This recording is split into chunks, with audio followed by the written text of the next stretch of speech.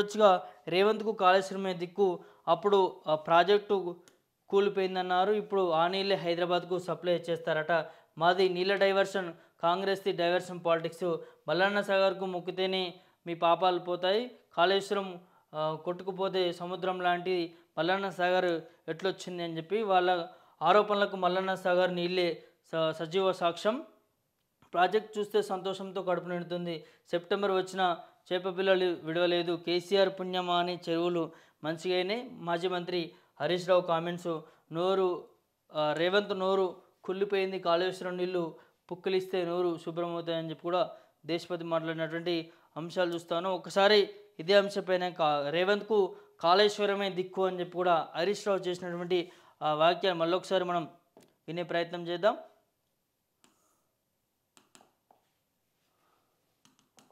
రేవంత్ రెడ్డి గారు హైదరాబాద్ కు మంచి నీళ్లు తీసుకుపోతా, మూసీకి నీళ్లు తీసుకుపోతా అంటుండు. ఆ దానికి కూడా కేసీఆర్ కట్టించిన కాళేశ్వరమే కదా దిక్కు, దానికి కూడా మల్లన్న సాగరే కదా దిక్కు. ఇవాళ రేవంత్ రెడ్డి గారు ఈ మల్లన్న సాగర్ నుంచి గోదావరి నీళ్లు తీసుకుపోయి మూసీని శుభ్రం చేస్తా అంటుండు. హైదరాబాద్ ప్రజలకు మంచి నీళ్లు ఇస్తా అంటుండు. సంతోషమే, కానీ అది ఎట్లా సాధ్యమైంది? కాళేశ్వరం వల్ల సాధ్యమైంది.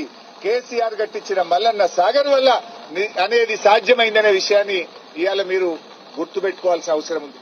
ఎన్నికల ముందు అబద్దాలు ప్రచారం చేసిండ్రు. 1,00,000 కోట్లు వృధా అయినాయి, కాళేశ్వరం కొట్టుకుపోయిందని మాట్లాడిండ్రు. ఖర్చు అయిందే 93 లక్షల కోట్లు, 93,000 కోట్లు. కానీ 1,00,000 కోట్లు పోయిందని, మొత్తం అవినీతి జరిగిందని మాట్లాడిండ్రు.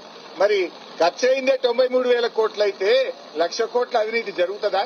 మరి మొత్తం కాళేశ్వరం కొట్టుకపోతే సముద్రాన్ని తలపించే ఈ మల్లన్న సాగరు ఎక్కడికెళ్ళి వచ్చింది అని అడుగుతా ఉన్నా.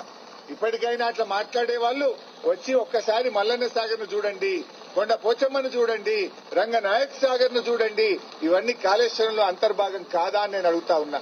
పోయినసారి ఆగస్టు నెలలోనే చేప పిల్లలు వేసాం. ఇవాళ సెప్టెంబర్ 20 తారీఖు వచ్చిన ఈ ప్రభుత్వం ఇప్పటి వరకు చేప పిల్లలు వేయడం లేదు. మత్స్యకారులు, మా ముదిరాజులు, మా బెస్త కమ్యూనిటీ వాళ్ళు ఆ చేపలతో బ్రహ్మాండంగా జీవిస్తా ఉన్నారు. కేసీఆర్ పుణ్యమాని చెరువులు మంచిగాయినాయి. చెరువులను ప్రాజెక్టులతో అనుసంధానం చేసిండు కేసీఆర్. కాలం కాకపోయినా ప్రాజెక్టుతో చెరువులు నింపుకునే అవకాశాన్ని కేసీఆర్ ఇచ్చారు. ఇవాళ అన్ని చెరువులు నిండు కుండల్లాగున్నాయి. ఇంకెప్పుడు చేప పిల్లలు వేస్తారు? ఆగస్టులో వేయాల్సిన చేప పిల్లలు సెప్టెంబర్ 20 తారీఖు వచ్చినా ఇయ్యకపోతుంది. ఇప్పటికైనా ప్రభుత్వం వెంటనే అన్ని చెరువుల్లో, ప్రాజెక్టుల్లో చేపలు, రొయ్యలు వేసి ముదిరాజులకు, బెస్త కులస్తులందరికీ కూడా ఉపాధి కల్పే విధంగా వెంటనే చర్యలు తీసుకోవాలని మేము ప్రభుత్వాన్ని డిమాండ్ చేస్తున్నాం.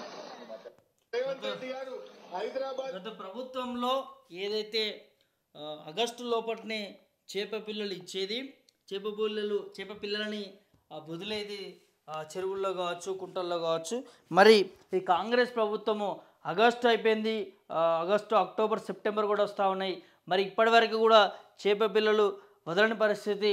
మరి దేనికోసము మరి మత్స్యకారులకు అన్యాయం చేస్తూ ఉంది కాంగ్రెస్ ప్రభుత్వం అని చెప్పి కూడా మాజీ మంత్రి హరీష్ రావు చెప్తా ఉన్నాడు. అదేవిధంగా ఏదైతే కాళేశ్వరం యొక్క ప్రాధాన్యత మరి ఈసారి ప్రజలకు కావచ్చు, రైతాంగాలకు కావచ్చు తెలిసి వచ్చింది. ఇవాళ కాళేశ్వరం ఒక గుండెకాయలాగా ఉండడం వల్లే ఇవాళ అనేక బ్యారేజీలు కావచ్చు, రిజర్వాయర్లు కావచ్చు, అవన్నీ కూడా నిండి మరి పొలాలకు కావచ్చు, ఇటు హైదరాబాద్ రాష్ట్రానికి కూడా నీళ్లు తరలించే విధంగా కొన్ని ప్రాజెక్టులకి ఆ కాళేశ్వరం నుంచి నీళ్లు రావడం వల్ల మరి హైదరాబాద్కి నీళ్లు చేస్తా ఉన్న ముఖ్యమంత్రి రేవంత్ రెడ్డి కూడా ఆ కాళేశ్వరం వాడుకునే కదా తెచ్చేదని చెప్పి కూడా మరి మాజీ మంత్రి హరీష్ రావు చెప్తున్నటువంటి వ్యాఖ్యలు చేస్తూ ఉన్నారు.